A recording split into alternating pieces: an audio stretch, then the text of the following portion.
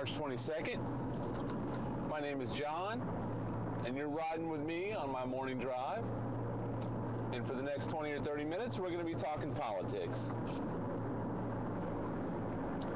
Well, I've got a crazy feeling, all right. I think a lot of people have some crazy feelings right now between the injustices from a civil rights standpoint, as in the case of Trayvon Martin, or from a social justice standpoint, meaning the Paul Ryan budget, which they call the path to prosperity. I call it the road to ruin. Things are just spiraling out of control.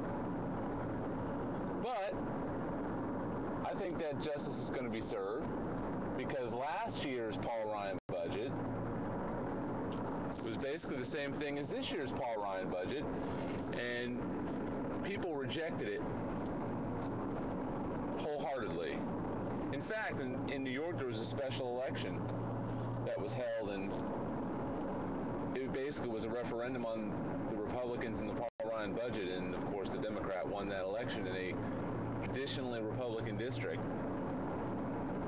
And as for Trayvon Martin, it's the worst part about Trayvon Martin is that it makes everyone feel kind of helpless, just because of the simple fact that what can you do if you don't live there? You could go there, you can go to the national rally in New York, you can sign petitions, but ultimately, what is that really going to do? I mean, I think what people should be doing, and I'd call on all people to do this if possible, is to call the mayor of Sanford, Florida, S-A-N-F-O-R-D, that's the city where Trayvon Martin was gunned down by George Zimmerman, a murderous vigilante who seemed to be on the prowl to shoot somebody for whatever reason, race, or seemed like race, considering he called him an effing coon in the 911 tapes. You could call the state's attorney's office, call the governor's office, and flood these people with phone calls and let them know that, hey, this is not acceptable and you guys need to be doing your damn job. What the heck are you freaking idiots doing? I mean, seriously. I mean, this is the most asinine, ridiculous case I've ever heard in my life, and those poor parents. I mean, I don't even know how they're keeping it together on camera. I really don't. I mean, when you lost your son, a bright boy, A and B student, loved by everybody. He's there visiting. He doesn't have any weapons on him. He's just walking around meandering, talking to his girlfriend on his cell phone, and this idiot is calling 911, telling him he looks suspicious or he's on drugs or this or that. When teenagers are on the phone, they act kind of erratic. I mean, I don't know if you remember when you were a teenager. Of course, a lot of people like me, who are a little older, me being 41, we didn't have cell phones back when we were teenagers, but I mean, for anybody that has a teenage child or has seen the behavior of teenagers walking around the mall or something like that on their cell phone, they just, they're meandering. They're not paying attention to how they're walking or their footwork or anything like that. So, I mean, this guy is a complete Nimrod, and he goes ahead and tracks him down. The kid's trying to run, and he shoots him. And you can hear it on the 911 tape. He's pleading for help. He's yelling for help. I mean, what more do you need in order to arrest this guy? I mean, what are you waiting for? So, I mean, flood these people, flood any and anybody you can think of that has to do with this case that's not doing their damn job, and get it going. Like the chief of police was given a vote of no confidence by the city council last night. That's a step in the right direction. Kudos to them. I applaud them. And Mike Papantonio, I want to give a shout out to him, because last night he did a great job of breaking it down on the Ed Show. Although toward the end there, he did kind of based on the questions that Ed was asking, he did kind of make it seem hopeless as far as getting anything done to prevent future situations like this from happening. But that's not Pap's fault. He's just spelling it out. I mean, the problem is we've got the Good Old Boy Network solidly in control in the state of Florida. And as long as you've got the Good Old Boy Network alive and well in Florida, you're going to keep getting shit like this. That's just the way it goes. You know? I mean, I don't understand what it is that people need to see in order to understand that the NRA utopia is not the utopia that everyone else wants to see. Yeah, Second Amendment rights, fine. You can have a gun, great. But you can't just go out and say, oh, I felt threatened. And the police didn't even bother to talk to witnesses or didn't seem to care. I mean, the witnesses that have spoken on camera or have been interviewed have said the police were very nonchalant. How the fuck are you going to be nonchalant about that? I mean, really? You're going to be nonchalant. A kid was just gunned down. They even did a drug and alcohol test on the kid. They didn't do it on the guy. I mean, there's just the guy's training for, to be a police officer, even though he assaulted a police officer 5 years ago. I mean, the guy's got a record. The kid has no record. I mean, what in the heck is going on here, people? Golly. And then on to the Paul Ryan budget. Well, first, I take that back. I just want to say, I know they're probably not listening, but I still want to pay my respects and send my condolences to the family of Trayvon Martin. I mean, I just can't imagine going through what they're going through, and my heart goes out to those poor people. I mean, you have been dealt an absolute injustice, probably one of the most horrifying injustices I've ever seen handed out in this country. And that's saying something. But anyways, so now on to the Paul Ryan budget. For all these idiots that are talking about the Paul Ryan budget and him being a hero and courageous and all this other happy crappy, they said the same stuff last year, and the rest of the country basically gave the middle finger to the Paul Ryan budget. For one thing, it's not fiscally responsible. It doesn't balance the budget for 28 years, not until the year 2040. I was wrong. Yesterday I said 25. That's wrong. It's actually 3 years longer than that. Now, I'm not familiar with all the specifics of President Obama's budget, and I know I probably should be. I do know that it makes some cuts.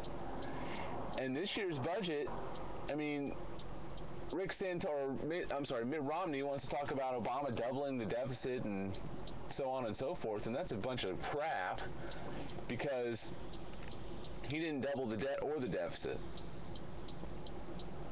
So, I mean, he took over with about an $11 trillion debt, and he's added, I think, $4.7 trillion to it. Now, yeah, that's a lot. But then again, his predecessor, George W. Bush, more than doubled the debt in his 8 years. So, I mean, unfortunately, in these economic hard times, historically, we have to increase spending, and we certainly don't cut taxes during times of economic hardship and or war, of which we're in both. So, I mean, lessons of history tell us, basic economics tell us that we need stimulus and we can't cut basic programs that help people survive, like unemployment or Social Security or Medicaid or Medicare or food stamps or any number of government programs like that. The safety net. Paul Ryan's budget, on the other hand, cuts lots. It cuts like 20% or more from a number of different areas in the government budget, including infrastructure, education, medical research, the stuff that they do research for cures for different types of cancer, Alzheimer's, Parkinson's, stuff like that. The unimportant stuff that they're cutting. It's just the budget's a crime against humanity as far as I'm concerned. It's ridiculous. It even cuts veterans' benefits by 24%. All these idiots in the military who are such staunch Republicans want to vote Republican.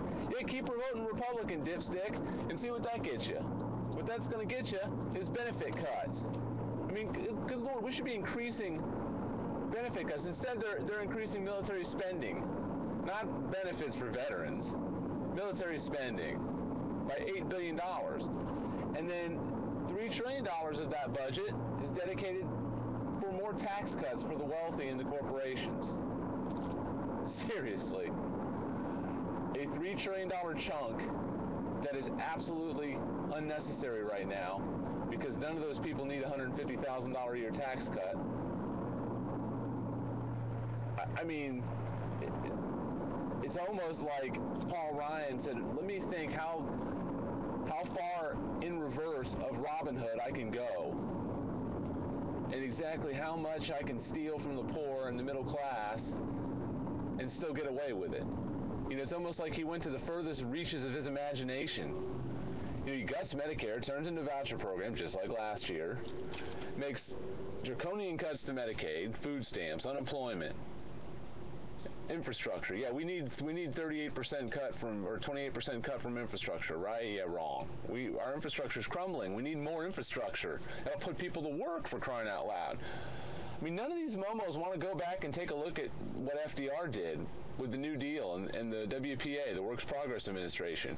What it was it was an infrastructure agency. It employed people building things, roads, bridges, schools, libraries, all those things that are crumbling that we need. And in this day and age, we should modify it for green jobs, for alternative energy. Oh, and speaking of which, yesterday, the AP came out with a new study that shows that all this increased oil production, which we're at the highest level of oil production since 2003, domestic oil production, and it's not affected gas prices one iota. But one thing that did affect gas prices is speculation. I've said it before, and I'll say it again. The CFTC, the Commodities Futures Trade Commission, and the Dodd-Frank legislation, they were given the power to regulate excessive speculation, which is estimated to be adding at least 55 or 56 cents to every gallon of gas, possibly more. And they drafted the rules for limiting speculation, but lawsuits were enacted by Wall Street companies. Goldman Sachs is one of the biggest culprits of over-speculating oil.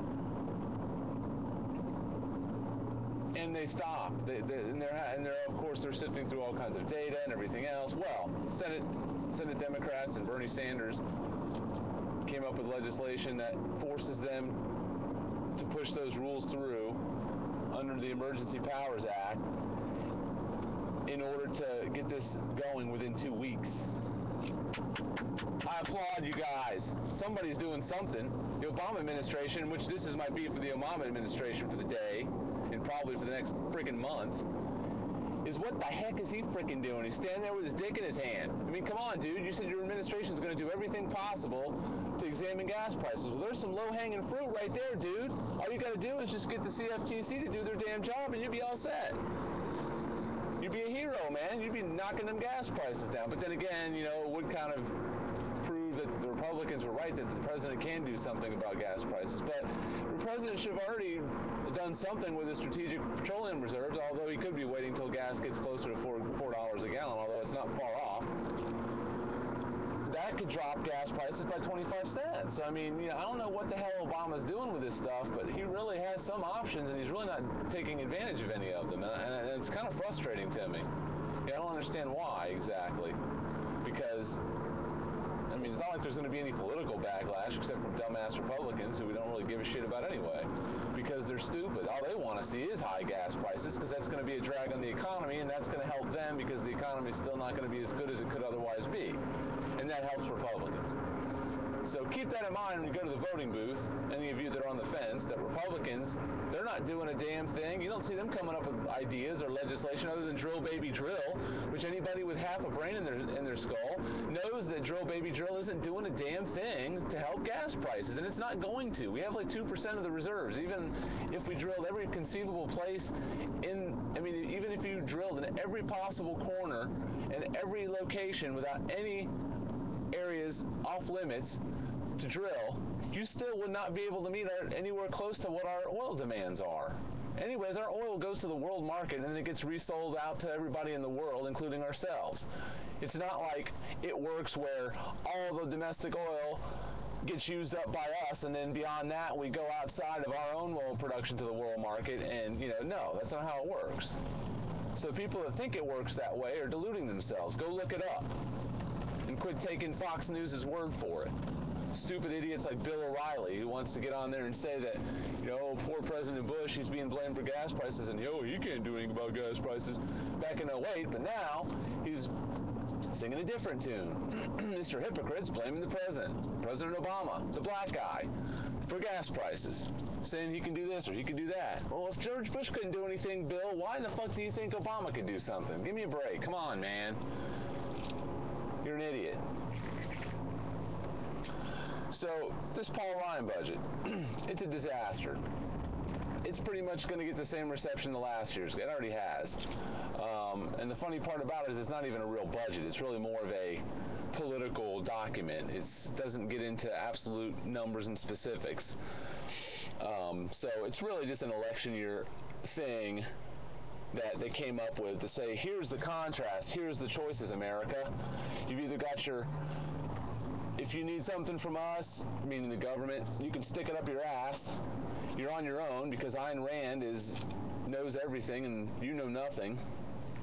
And we know more than you because we think government should be so small that no one can rely on it for anything except possibly more military. And of course, the military is the biggest socialist program in the history of the world, our military, the way it is right now. But none of them think that's socialism. It's immune. Just like, with socialized medicine. Well, the VA is socialized medicine, you idiots, and so is Medicare. But even 53% of Republicans don't think that entitlement should be touched. That includes Medicare, specifically Medicare. 70% of the country is for keeping Medicare exactly the way it is. And you can say, they don't know all the ramifications or all the dollar values involved and all that, so yeah, it's fine, they can want that all they want, but we can't afford it. Well, that's a bunch of crap. You can't afford it if you just go through and make some changes to efficiencies. And in fact, that's what the Obama administration did with the Affordable Care Act.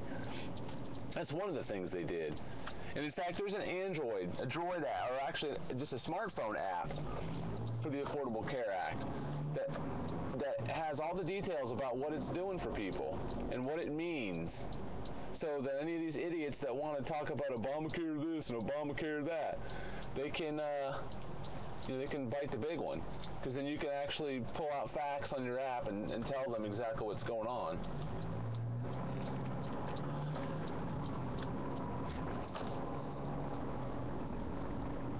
Because they're on the wrong side of history. I'm sorry. The Affordable Care Act, aka Obamacare, I like to call it Obamacares because he's like the only one that does care. Those guys are complete morons. But the Affordable Care Act is definitely helping people. It's already saved billions of dollars with just in preventive care alone and allowing young adults to stay on their parents' policy until they're age 26. I mean, that's a huge deal. So, I mean, as a contrast, the president, I know last year's budget he came out with saved, I believe, approximately, I think it was $4 trillion over the next decade. And Paul Ryan's budget saved $4.4 trillion last year's. I don't know about this year's yet. I haven't seen those numbers. I don't even know if there are those numbers. But, I mean, so we're only talking about a $400 billion difference over a decade. I don't know exactly why that they think that's such a, in the grand scheme of things, why that's such a huge difference. But I mean, in this year's budget from Obama, I believe, makes even more cuts than that, which I don't know, why they think that this president is so fiscally irresponsible, considering his spending record is more conservative than Ronald Reagan's was. I mean, it just doesn't make a whole lot of sense. It's just the vilification of this president, either because he's black or because they just want to dehumanize him as part of their strategy to make him a one-term president. I mean, that's all I can attribute it to, because when there's an irrational denial of facts, and people will not give the man credit where credit is due, then there's some other ulterior motive or some other underlying issue there, as with people that we know that won't give him credit where credit is due. But they think Paul Ryan's new budget, is courageous and that he's an American hero. God, people are so deluded. It's like Newt Gingrich said last night. People aren't stupid, but yeah, they are stupid. And that's what I'm going to get to next here is, we're done with the Paul Ryan budget. I'm going to just wrap this up real quick. The Paul Ryan budget is a joke. Go take a look at it. It's a complete joke. It totally balances the budget in 28 years. I can't believe it takes that long for a bunch of conservatives that are supposed to be so fiscally responsible to balance a budget by giving it's a reverse Robin Hood. It gives the rich and the already haves and the have-mores tons more money in tax breaks and subsidies. In fact, one thing, it continues the $4 billion a year oil subsidy, but it cuts $3 billion a year to renewables. I mean, unbelievable. I mean, it's not like they're just going out of their way to freaking, inflame people. And so it's going to balance the budget on the backs of poor and middle class people. And the people at the top, yet again, are going to get more tax breaks and aren't going to create jobs with that money. So anyways, it's a joke. And the choice is absolutely clear. We got to defeat Paul Ryan. Rob Zerban is running against Paul Ryan. Blue America, if you get on our website, there is, or actually on our website, shredoftruth.com, there's some candidate banners on there for Blue America candidates, but Blue America is at blueamerica.crooksandliars.com. And there's 16 candidates. They're all either New Deal and or progressive Democrats. Those are the people we want to get in Congress. And Rob Zerban, we absolutely need him to beat Paul Ryan this time. We need to get Paul Ryan the heck out of there. That guy's a cancer. And we got to take the House back. That is extremely important, because then we won't have to listen to any of this nonsense anymore. There won't be any more GOP budgets that are so publicized, because they're just a joke. But anyway, so